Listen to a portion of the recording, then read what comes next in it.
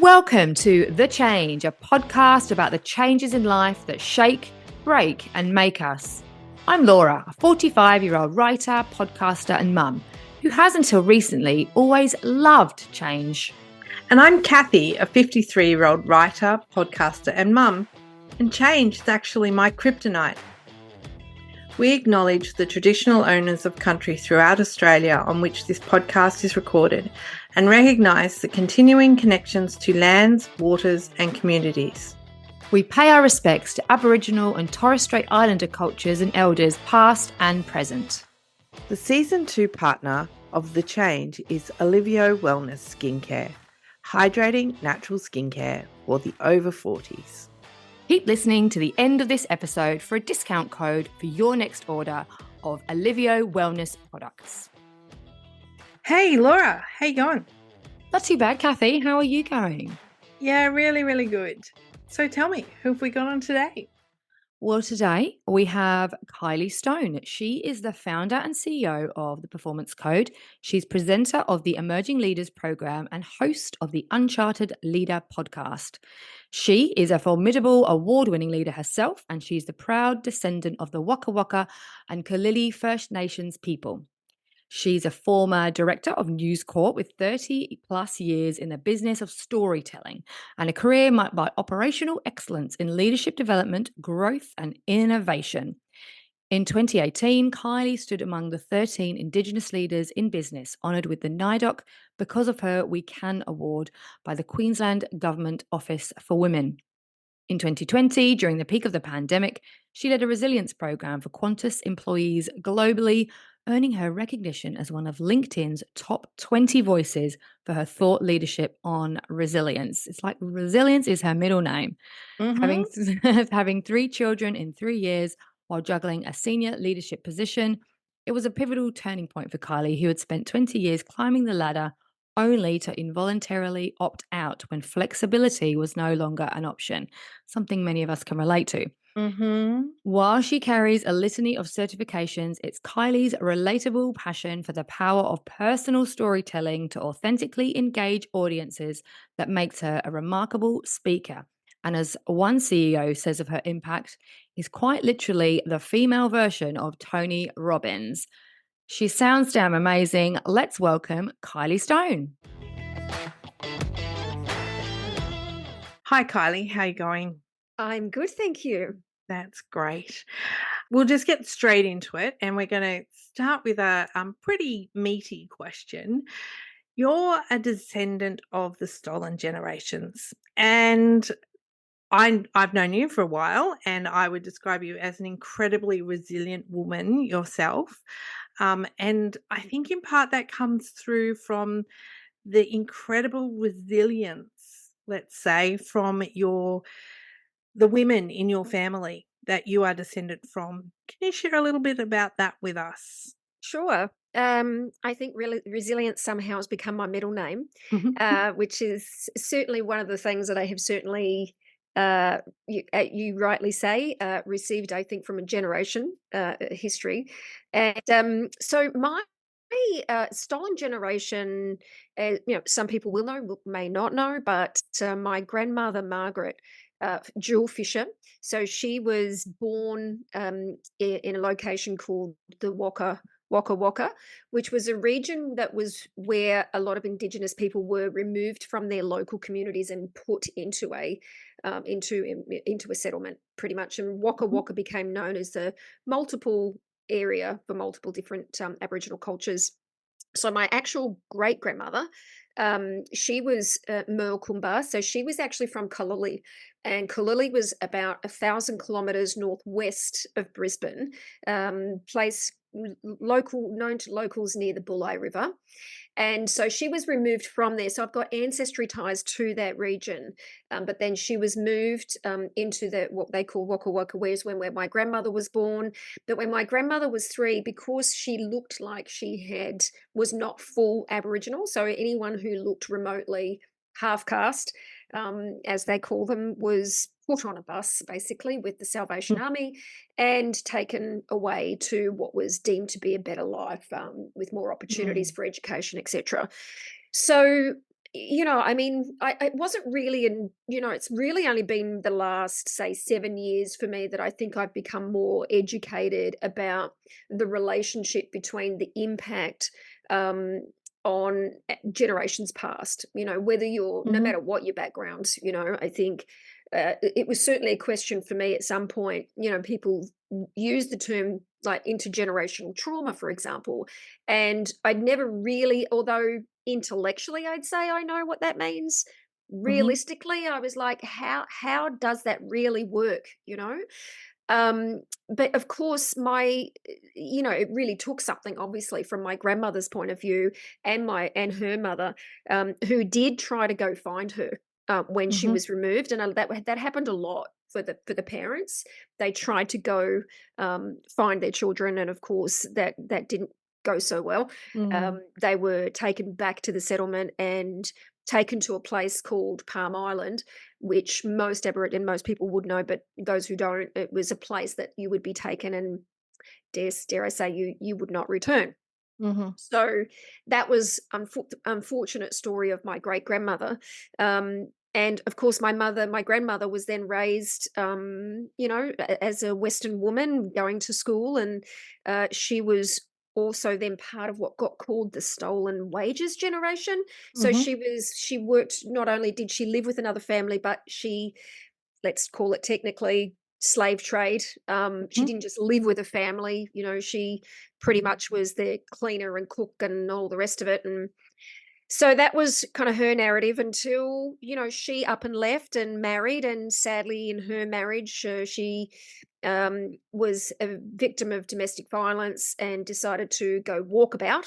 Mm. And it was her kind of only way of rescuing herself, was what she knew, right? When you look back at what happened to her, what Mhm. do? You go walkabout.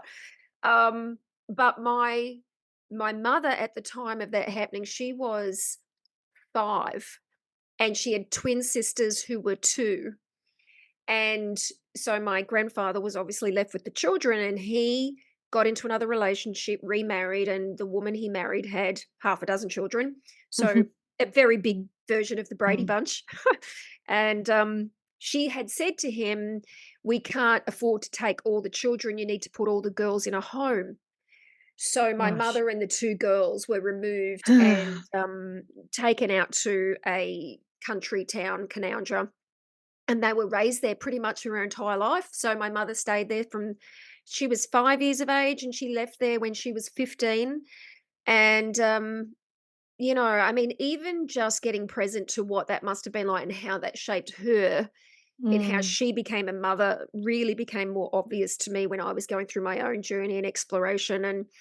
And it really became obvious to me when I was being interviewed, firstly, about my Aboriginality, and which was a new beginning for me in telling stories, because I was just spent my life in storytelling, not having connected the dots. And it was that first interview, and the women actually asked me about kind of the transition between my own mother and then mine, that it became obvious to me that I was the first woman in my family to not be physically removed from my Mm. parents. And that in itself really was quite shocking for me. And shocking because, I mean, I was born in the 70s. So I put it down to, that was the same time as the civil rights movement. It was the same time as, a lot of the women's movement. And, my mother was clearly 12 months, she was only 12 months out of the home, by the way. So she was only 16 when she fell pregnant with me. And Mm. I think that kind of first step of freedom for her. She was told, that the laws of the government at that time were that if you fell pregnant and you weren't married, they would take the children away from you. Mm. And so she was confronted with the same story with me that had happened to her, that had happened to her grandmother, sorry, her mother, etc. And so I think it was the decision she made at that point. Because I asked her, and she said, "Look, what it came down to was that I did not want to be somewhere out there in the future looking back and wondering what happened to you." She said, Mhm. "So even though they had said to me, if you have this child, you're not coming home," she decided that was still a better option. Mm. So my first few years of my life, you could say, were quite well. I won't describe it. I'll just tell you what happened. So my mum had to house pretty much just sleep on the couch where she could get a bed. And my bed at one point was the bottom set of drawers in a set of chest of drawers. Mm. So we pretty much she just where she could find space. That was kind of what she did for the first 3 years. And Mm. of course, I didn't really get clear about a lot of this until, like I said, about 7 years ago, as I started to, more of this Black movement matters, life matters, etc. There's more acceptance of, the conversation, and the more acceptance there was, the more it became, um, I became more curious about not just my experience of it, but my mother's experience and my mother's story and her story. And yeah, it's been quite a ride. Mm. And Yeah. your mother went on to, after having you, she then went on to have more children. But if I'm remembering correctly, your mother is an emeritus professor. Is that correct? Yes. Wow. So, I actually told this story. My son had we had a meeting with my son's school recently, and he's in year 12. And, he's making some decisions at the moment about whether he does Hmm. a trade or he goes into university. He's not doing his ATAR, he's doing a trade apprenticeship, etc. And, he's just navigating some challenges with that. And we were in a meeting to discuss his future when it comes to his education.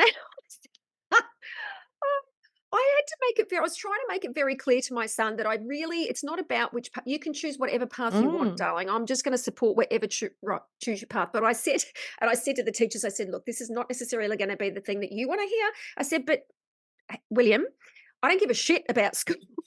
I don't care what choice you make. Honestly, I said, my mother left at 16 and had me. I said, now look at her. She's a professor at the university. I said, so anything's possible. So, so she's got a PhD. She now works in the area of Aboriginal financial literacy. She was the first Indigenous woman to be certified with a CPA. She gets invited to speak all over the world. She's spoken in Spain, in New York. I still have to pinch myself that that's my mother, because somebody Mm. who's born with somebody who had a mother at 16, that's just miles apart. Yeah. But I'm so proud of her, what she's done to get to that point is just really extraordinary. Mm. Yeah, and a testament to her resilience. And also, like, I can see, having known you for some years, I can see where you get your strength and your drive and your, courage in your convictions to just like power on through and just go, like, I know this is the right thing, so I'm going to keep going, like Mm, it might not be exactly perfect right now, but I'm going to keep going. So mm, yeah, mm, it's really important to recognize where we came from to where we are today, I guess. Yeah. Mm. So that's why, 100%. yeah, it's really important for us to understand your background and your story as to where you got today. So Mm. yeah. Yeah, look, the more I discover about my past, the more freedom I have in creating my future.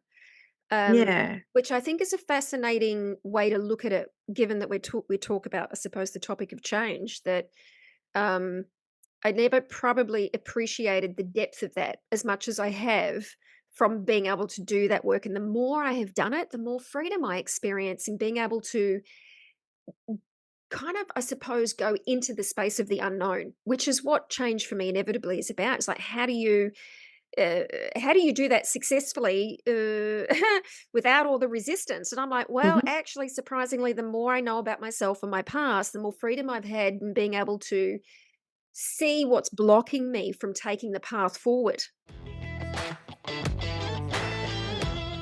Kylie, so and you've got obviously you've gone on to become a mother yourself. How many children do you have? I have three. Yeah. And Yes. how do they feel about your sort of family history? It's pretty incredible stories that you've just shared with us. Yeah. My all varied. I mean, they're teenagers at the moment, so it's been very different for each of them. And I would say, well, firstly, I've always try to do what I thought was the right thing to do about what I do share with them at the right time. And but without really saying anything. Like my son, for example, Harrison, from a very early, right from the get-go, in fact, right from kindergarten, he would come home, and when they were asked to draw things, he would draw Indigenous coloured flags, Indigenous, like, and I was like, wow, like she Mm. just did that. Um, my daughter is an exceptional athlete. I mean, Mm. she is more resilient than me, I have to say. Like she goes for it in everything. Like does not hold back one single bit. Like it's like she's fearless. And in fact, I'd say that's potentially one of the traits that comes with being really resilient. You kind of learn that Mm. you can be worried about things and not try things, or you can just go for it. And she's like that. She's in the NRL Tigers club for the under 17s, and she's 15. And academically, she was always outstanding in her reports. But there was a year at school, we always obviously identify, and she got invited to represent the school as one of the outstanding Indigenous kind of aptitude. Wasn't so much about what the outcome was, but more about her attitude towards everything in life. And so I think that's kind of how it's showed up with them. Izzy loves Indigenous music, and so she's educating me a lot on that side. And then my eldest son, he's actively involved in the Indigenous programs at school, and it's really just the beginning of their learning journey, Mm. really. That's wonderful, that they can see and listen and hear, your stories. And on the subject of, your storytelling, I can hear just from, I've never met you before, but it's wonderful, that we're having this conversation, and you're a great storyteller, I can tell. And it's obviously part of what you do in your work life.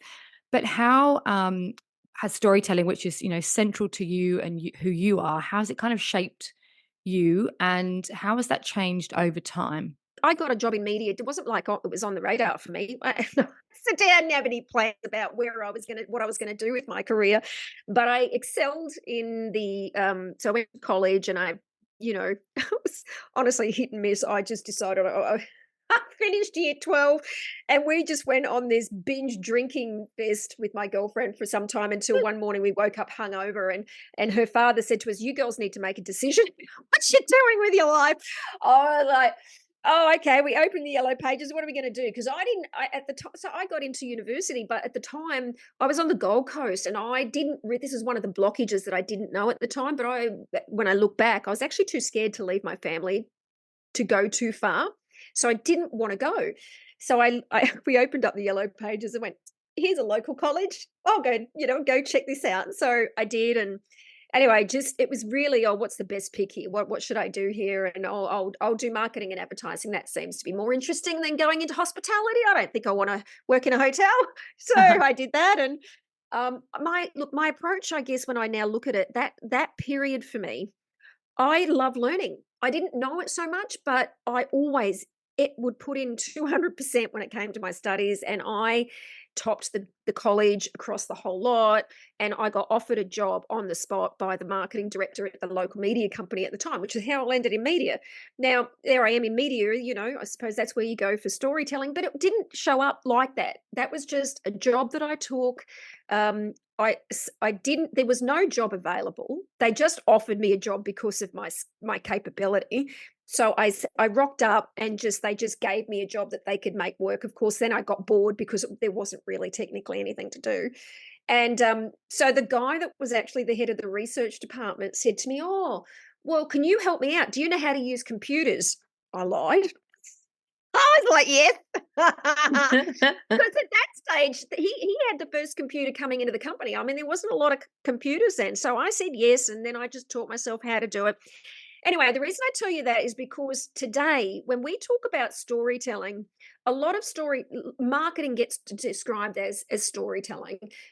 Communication gets described as storytelling. And my role at that point was to go into the research, uncover a case or a value proposition or a narrative that could be presented to the sales teams but to articulate it in a way that would make them very successful so that they could go out and sell. So I did that for 4 years solid and was very effective. I couldn't tell you how I became effective at it. It just happened. And I obviously loved the fact that other people got a big kick out of their effectiveness in being able to do that. And so that's kind of what got me on that trajectory. And so I just became very exceptional at creating, narratives out of data, and I loved doing that. And but then fast forward until like 10 years ago, suddenly people are talking about storytelling. And at the same time, I had just launched a women's mentoring program, and we were building a platform. And the girl that was helping me build it, we were building it off telling the stories of women. And she said to me, "Isn't it great that you're building this storytelling platform for women? That's great that you're using your Aboriginal heritage." And I was like, "Oh, I hadn't thought about it." So, look, it's come at me in many different ways, from just organically ending up in media, the world of storytelling, being somebody who told stories using data to help create business success, and then starting a business on my own, which was based on telling other people's stories. And that was just the beginning of my kind of, I guess, seeing that actually the source of effectiveness, if we're really honest about it, was being able to tell stories that connect and make a real difference. And that was clearly what I was good at.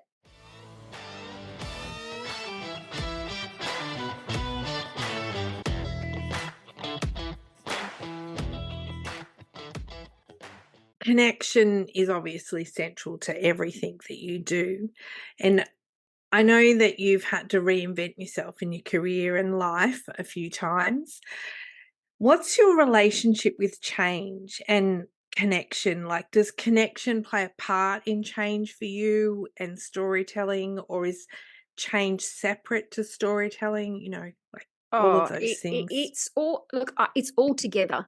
Absolutely. So storytelling, in a sense, is the pathway to enabling change, is what I'd say.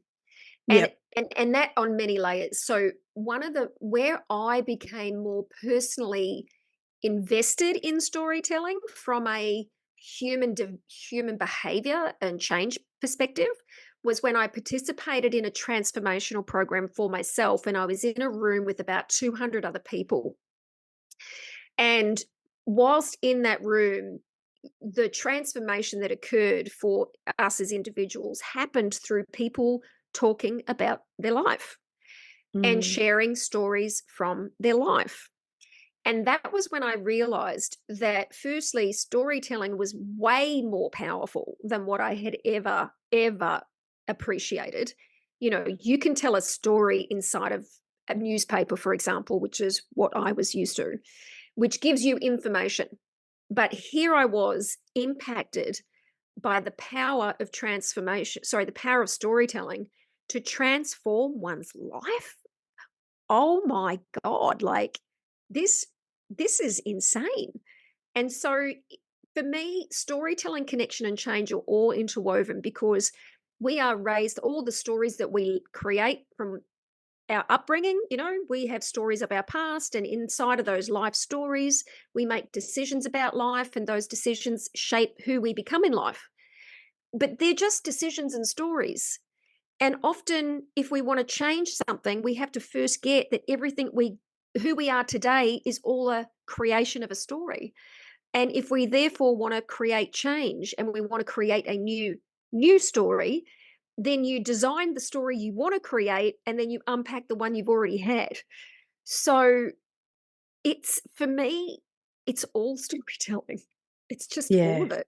And if you want to go, I've often said to some of my clients, as a coach, to help them understand what I mean, I've often said to them, "Look, I understand you have a particular view about who you are and what you think's possible about your life. I totally get that." And I've had one guy, right? He was a guy, so I was working with a sales guy at Google, and he was looking to elevate his performance as a leader inside of the company and take a promotion.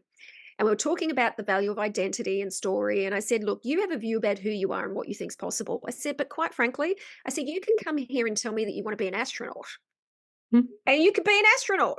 I said, simply by creating a narrative called I'm creating that I'm an astronaut. And then you would take actions that are consistent with what an astronaut would create. But that's all started from the creation of a story around that.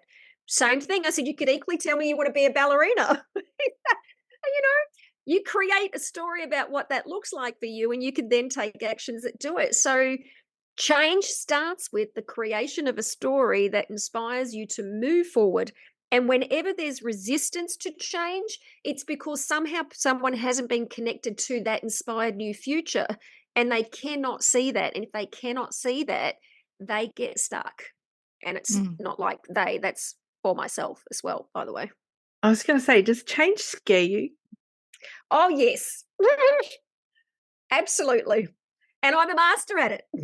So I think I have to say yes, right? Because I'm human. And even though I'm masterful at seeing it, I'm still human. And one of the things that I know to be true for myself and every human being on the planet is that we are all afraid all the time. And for me to say I'm not scared would be just a lie. I have to assume yes. Even if I look like I'm not, I have to assume yes, because if I do not, I don't go looking for what are the potential alterations that I would take. Because if I just say, no, I'm not afraid, I'll take an action that will just go into overdrive and I'll just forcibly make it happen. That's how I've done it before. If I acknowledge the fear, then I can look from a place that's going to be more empowering rather than a default way to go about it.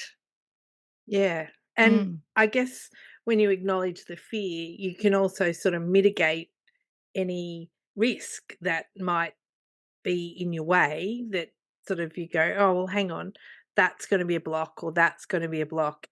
I need to acknowledge those things are there. I still want to do the change, even though it's scary. Mm. Yeah, and I think part of it too is that that's the part of being human that's inauthentic. So fear is not real, but fear is very real inside of our brains. So it's an automatic process, but I do it because it gives me a place to then acknowledge what's automatic in the wiring of my brain. And it allows me to see what potential things would become an obstacle for me. But then once I do that, I then can acknowledge, oh, that's right, fear is not real. It's all made up. It's all a decision that you made from when you were 5 years old and you decided you had to be a certain way in order to protect yourself. That's not real. And then I stand back and then I look from the creation of something beyond my own interpretation. Yeah, so that's so interesting. And Kylie, you said something just then that I just wanted to reflect on about creating a story, because I feel like, and maybe this is me, but I think it's up for a lot of women in midlife. We're kind of at this weird junction or point in our lives where lots of women are struggling with where they're at, whether perhaps they haven't achieved what they wanted to by now. Kathy and I, we've had lots of conversations about that. You get to 40 or 50 and you go, is this it? Is this where I need to be? What can I do? And so if you're talking to me as one of your leadership clients, and I come to you and I want to create a story for myself going forward for my third act, my second act, whatever we want to call it. How Mm. can I start? What advice would you have for someone like me who is facing change and is fearful? What's the first steps we might need to take? Yeah. So one of the best things about being human is our imagination. And, I think if we often think of storytelling as a child, right, we tell kids the stories, we read stories all the time, and it's all imagination. That's what kids love about it. Mm. So the value and the opportunity for women, which for anyone, but let's talk specifically to navigating that change and wanting to create that whole new future, is to use what I've called, actually, I didn't call it this. So I've done some research around it. It's called the Merlin principle, which is Merlin was a character, wizard, a magical wizard that was with King Arthur, and King Arthur was obviously the fighter, but the Merlin was there designed to give him wisdom that he couldn't see. So how do you tap into the greater wisdom beyond yourself based on what you're dealing with? So if you've got, no matter what crisis you're dealing with, how can I step back and, let me just tap into what Merlin might say? So in tapping into that imagination, what I often will do with the client, and I do this with my emerging leaders program too, is I get them to imagine for a moment that they're stepping into a time capsule, and they're going to use the Merlin principle, which is to some wizard is going to cast on you wisdom beyond your years, and you're going to now it's 3 years in the future. Now you're in this time capsule. I want you to imagine it's 3 years in the future today. So if today's the 1st of April and it's 2024. Well, what if it was now the 1st of April and it's 2027? What does life look like for you? What if every dream you ever had to come true could come true and magic happens? What do you see? And surprising, well, probably not surprisingly, but certainly at first, I wasn't really sure the depth to which it would occur because I can't see in somebody else's brain. But what I do know for sure is the second you give people the space to do that, they go beyond all the crisis because 3 years out, apparently, is far enough away that they know that they can get beyond the current crisis, but it's not too far away that it's impossible. So when you go to that timeline and you ask them to look at life as if you're there right now, and then start telling me the story of your life right now, and they will describe to you exactly how they want life to look. Now, from that point, you really then just got to go down. Oh, you could call it a different channel, right? You go one channel. What does your physicality look like? What is your health and your body and your vitality and what do you look like? When you see that best version of yourself, and then same too with your careers. Like, what is the future use? And I did this for myself, which is how I made the change to go from 25 years in media and marketing to now being a leadership coach and educator. Was I sat there and I went, in 10 years time, I do not want to be here. I do not want to be on the trajectory for doing the same technical skill 10 years older, because quite frankly, if I did, I would be out of a job, because as a marketer, they're just going to keep paying the younger ones and I'm going to be out of it anyway. So Yeah. and you should know, for me, it really took some time to do the thinking, because when I started looking, where I was automatically looking from was what I already knew. Okay, what can I do based on my skill set? What can I do based on what I've already done in my career? And so it took me getting out of that pattern of thinking to really explore something beyond that. And I will never forget the moment that it first came. And I was driving in the car and I rang a good friend of mine and I said, "Oh my God, I've got it." I said, this is bizarre actually that we're having this conversation. I actually said, "I'm going into change. I'm exiting out of corporate out of marketing and strategy. I'm going into change." 5 years later, I was in the head of change and strategy planning for NewsCorp, ended up in transformation, and there you go. So Wow. using our imagination and teleporting our future into what it looks like 3 years from today, but then you got to act like that is real right now. Yeah. And then you take actions being that human being right now. Mm.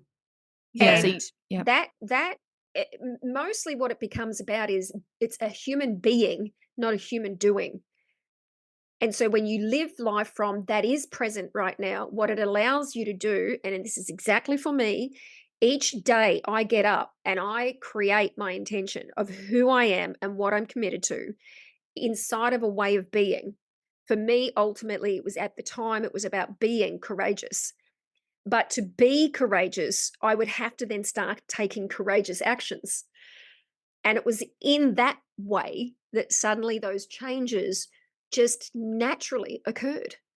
Yeah. I think sometimes we can't get out of our own way, or we struggle. Not can't, we absolutely can get out of our own way, but we get stuck in the thought, if I do this, I won't earn this much money, or if I do this, people might get upset with me, or if I do this, like if I go back to work, for some women, they might have been, stay-at-home mum for extended periods of time. If I go back to work, the impact on all the other people will be greater. And so we push aside what actions we really want because we're concerned about the impact that those actions might have on others. And that's not to say that we shouldn't care about those impacts on other people, but we can't stop who we are and the change that we want in our lives because we're afraid of how it might show up and how other people might get upset because we've ruffled their feathers or we've changed the dynamics or shifted those paradigms a little bit. Whether it be the family dynamics, not being home all the time or not being as accessible, or all of a sudden the teenage kids might need to make their own dinners or whatever Mm. because we have made different choices. Yeah, that was the biggest one. Look, that is all the way through my journey, which is why as I look back, I've looked back for myself and gone, how could I not impact that change as quickly as I think I could have when I look at it on paper? And that's because for those reasons, there was a lot of things in my, you know, unpacking in my own blocks and beliefs. I think it's all just wedded in our own beliefs, but for me, the fundamental one was a fear that a couple of ones. It was twofold. First one was it doesn't matter what I do; it's not going to make any difference anyway. Mhm. So that one just would cut me off from making the change because then I would hold back and not do it. So I'd automatically then look at all the reasons why it wouldn't work. And the other one was my fear of not being loved, Mm. which was prevalent with my children. Um, and I was what I did wasn't conscious of the time that was in the background was my fear that they would hate me. Mm. And if Mm. I did certain things and they would hate me for doing it, so then I wouldn't do it because I wouldn't want to behave. But I could not see that. It wasn't Mm. obvious to me to start with. Yeah, and Mm, that's a big one, right? Like, mm, especially for women that are mothers, the worst thing that we could possibly have is that our children could hate us. So, yeah. Yeah, and then I realized, it's not us. The most empowering thing for me was to realize that all of those narratives were not even mine. They are from the social conditioning of Mm. the world that we live in. So my automatic way of thinking and looking comes from the way we're raised, right? It's just the way that human beings are designed. So we've lived in a world, and this is the conflict, I suppose the paradox for me as an Indigenous woman, which is why I now do this work, is because it's the same with leadership. We've been raised in a world that looks a particular way. Leadership is a particular way, and therefore we act and take actions that can continue to perpetuate that path. But as an Indigenous person, that's not the same path. Leadership is a very different thing.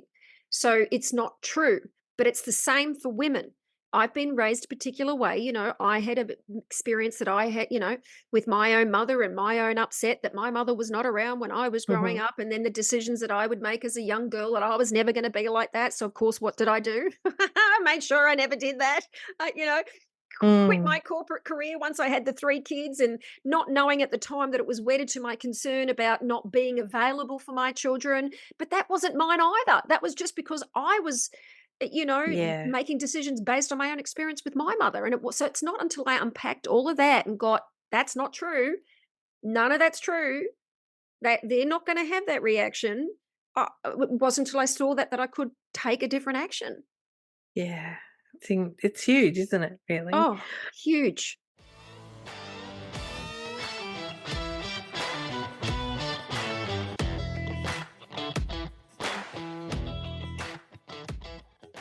That kind of leads us into our last-ish question. Um, First of all, like, really, in a few words or less, are there any changes still left for Kylie, big or small? And then leading off from that, what are your feelings around menopause, perimenopause, the menopause, the change, whatever, wherever you're at, in that journey? Yeah. So, firstly, the big change for me right now, one that I've been actually kind of going through quite slowly for the last 5 years, is separation. So, I was Mhm. been married for 20 years, together with my husband for 25 years, and Mm. it's taken. We still live together, Mm. and I'm just about to, we are going through a process at the moment. We're trying to work out the actual logistics of that separation and, the nuts and bolts of it, so to speak. And it's taken a long time, again, because of one of the things that I was stuck with was the concern that I couldn't do it. How do I do this? I can't do this. I can't do this, etc. And so that is perhaps the biggest one. I've known myself for the last 25 years as being in a relationship. I've made my decisions to support even the decision making that I have had in that relationship has been a path that hasn't been my own, which is, that's all on me. But now I'm like, there's a twofold concern. Number one is, oh my God, how do I navigate that life for myself? And there is a lot of intricacies that come with that financially and physically and etc. And at the same time, there's a whole new opening of opportunity, like, oh my God, am I really going to want to date again? And oh yes. I mean, all of those things at the moment are all coming at me, I'm like, all coming at me. So big changes for me.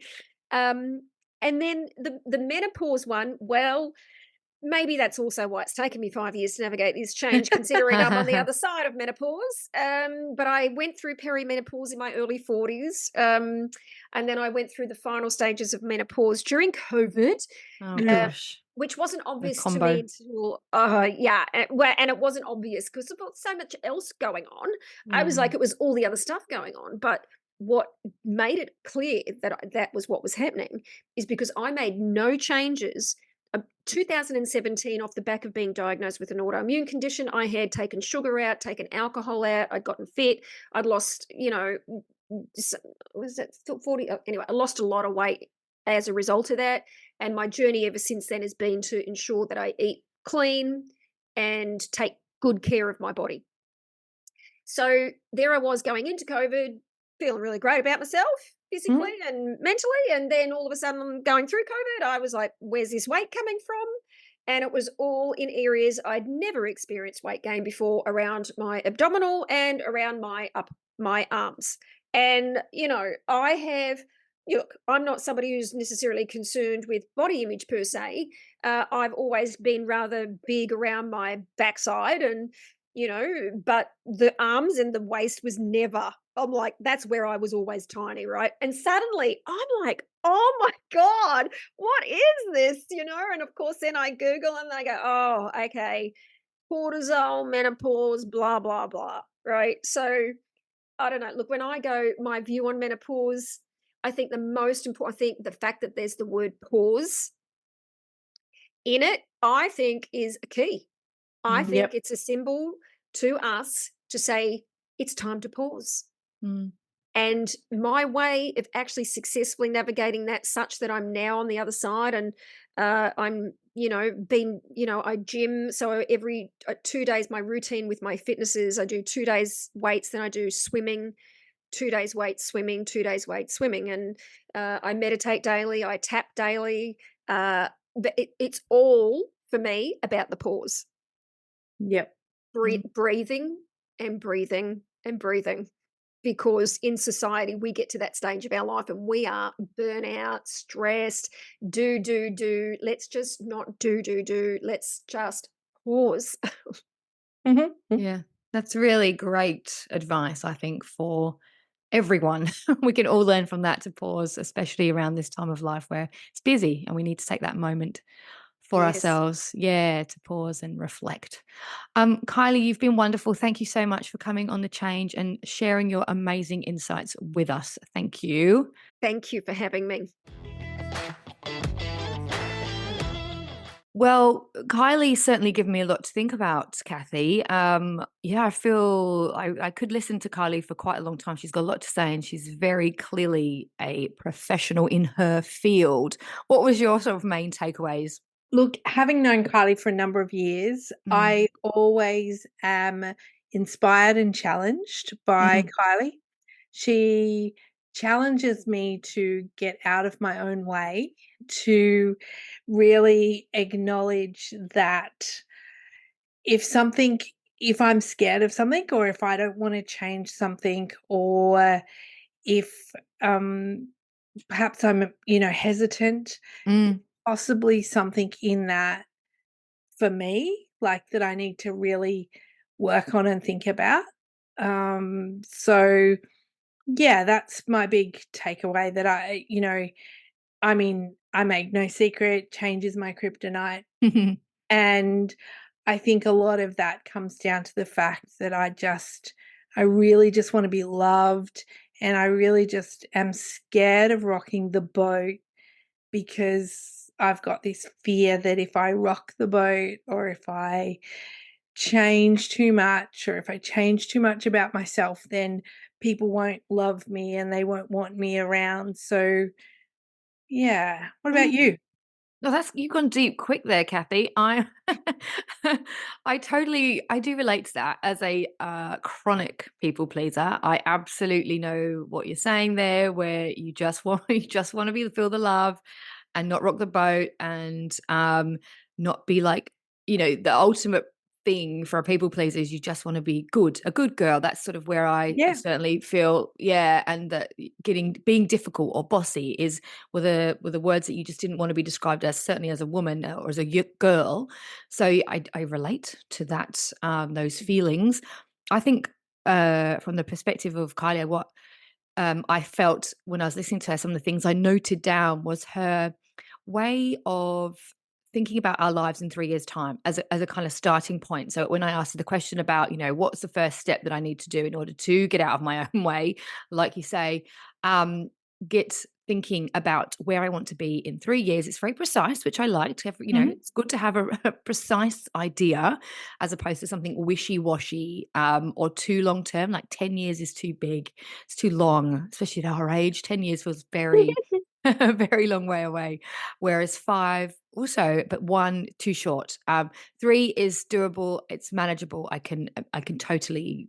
Yeah, I thought that was very good. I like those sorts of tips where it's like, just do this. Think of 3 years and where do you want to be? And then tell yourself the story and create that story, that narrative. And she kept coming back to those words that we use as well. Storytelling. It's such a media buzzword of the now, but I like it because I think that it goes beyond just simple kind of advertising media speak, and it is about people at the heart of the story. And I really thought that was yeah, a really good insight that I plan to use. I'm going to go and think about where I want to be in 2027. That was my Mhm. main takeaway. And using storytelling to really create that connection. And I think Mm, that that's what we're doing here with the change is really about creating those connections for other women to feel mm, seen and heard, to mm, know that it's scary, mm, but it's doable, because other women have done it before us. So I think I'm going to also perhaps not visualize where I'm gonna be in 3 years because I'm not sure. Like, mm, I don't know, at this point, I'm not sure what changes I need to make or I want to make. But I'm going to find that Merlin voice. I That like that too. Yeah, mm, the wizard. my little Yeah. wizard voice that's sort of going to give me some guidance, around, and maybe the guidance is around what do I want? Mm, Where do I wanna be in 3 years? Because mm, I'm not sure. Like, mm. I'm not sure. Do I wanna be on my Euro vacation? Like, is that what I Mm. want for 3 years? Well, I don't that know. sounds lovely. But also, it's perhaps, and she sort of alluded to this too, it's not always, and I need to think about this as well. It's not just about what I want to be doing, it's who I want to be, like, as Mm, a person. How do I want to feel? All those questions that are sensible to ask yourself on a regular basis and think about and give yourself that time. And she has that obviously intentional practice where she does that daily and she meditates and she thinks about those things. So I absolutely know I need to bring that into my life a little bit more. And yeah, she was a very inspirational guest and someone with a very interesting personal story, which I also was really intrigued by. And I think that those stories of her mother and her grandmother and her great grandmother and that intergenerational trauma that she spoke about, and how her mum's been amazing and kind of just yeah, like breaking that cycle. And it's an incredible story from both her and her mum's perspective, I thought. absolutely. And as you say, that human being, as opposed to human doing. Oh, yeah. Yeah. I like I that. really liked that Mm. sense of what do I want to be or who do I want to be Who, that's right. Yeah. rather than what do I want to do. Yeah. Because we can all do stuff, Yeah. but is the doing of the stuff who I want to be as a person? Lots of thoughts. Lots of thoughts, and that's why we do The Change, because we love to have interesting conversations with women who make us have lots of thoughts that will hopefully help us. Yeah, and help you too. So, yeah, that was a really, really great chat. It was lovely to talk to Kylee, and thank you for introducing us to her. No worries at all. Thanks for listening to The Change, a fully independent podcast. We love the Australian-made, all-natural skincare brand Alivio Wellness, and we know you will too. Use code THECHANGE at the checkout to receive 20% off your next order. Whether you're seeking inspiration, curious about change, or just here for the great banter, we'd love you to make The Change your new go-to podcast. And even better, send us your voice notes or questions about change. We'll use them on the show. Email us at changepod2023@gmail.com or DM us on Instagram at _change_pod. Find us wherever you get your podcasts. And don't forget to follow us on Instagram for more on The Change.